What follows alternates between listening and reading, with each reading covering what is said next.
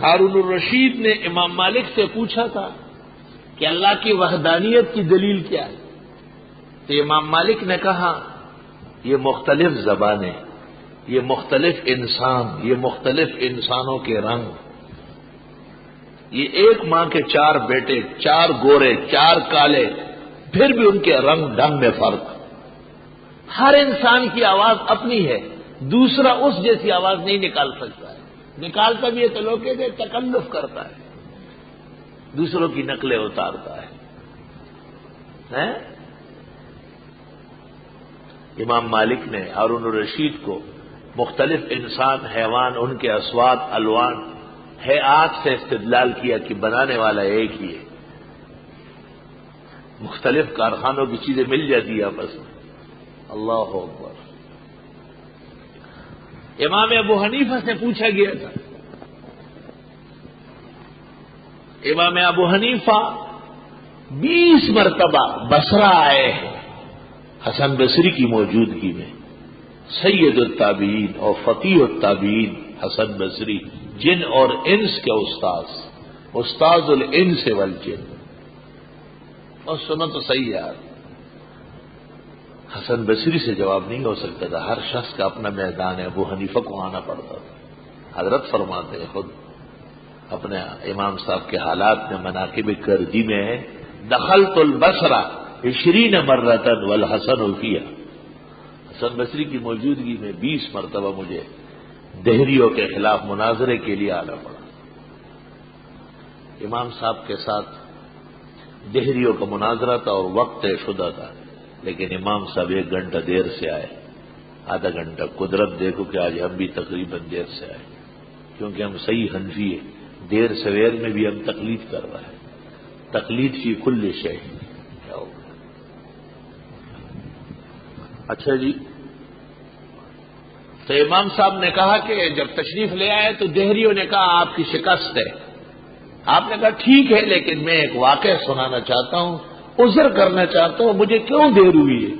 میں آیا دریا کے کنارے رک گیا، کشتی نہیں تھی، کشتی بان بھی نہیں تھا، اور مجھے آپ کے پاس آنا تھا۔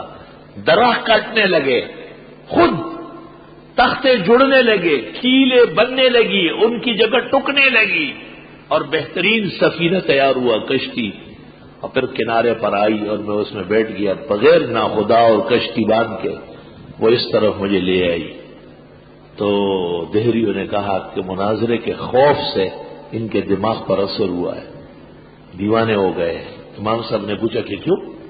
کہا خود کبھی درخت کاٹتا ہے، خود کبھی لکڑی بنتی ہے، تختے بنتے جڑتے ہیں، کشتی تیار ہوتی ہے، خود چلتی ہے۔ تو آپ نے کہا بے وقوف ہو، ایک درخت خود نہیں کٹتا، تختے خود نہیں بنتے، کیل خود نہیں ٹکتے، کشتی خود تیار نہیں ہوتی، دریا میں خود روانہ نہیں ہوتی، اور اتنی بڑی دنیا، آسمان و زمین اور اس کا نظام، یہ سارا کا سارا بغیر صانع اور ایک کاریگر اور ایک مالک حقیقی کے چل رہی ہے، تمہاری عقل مان رہی ہے۔ فخر رازی نے رازی کے قلم سے اس آیت کے نیچے لکھا ہے کہ بے انتہا کفار امام اعظم کی اس تقریر کے بعد ایمان لے آئے۔ فخر رازی نے اس جگہ لکھا والفضل ما شہدت به الاعداء۔ اور امام شافعی سے پوچھا گیا کہ مد دلیل علی وحدتہ و فردتہ فقال، توت کے پتے بکری کھاتی ہے تو مینگنیاں دیتی ہے، ریشم کا کیڑا کھاتا ہے تو ریشم نکلتا ہے، اور یہی پتے مختلف جانور استعمال کرتے ہیں اور ان کے مختلف رنگ ڈھنگ ہیں، پتا ایک ہی ہے اور سامان علیحدہ علیحدہ بنتا ہے۔ دلیل ہے کہ ایک واحد فرید ذات واجب الوجود، اس کی صنعت اور کاریگری ہے۔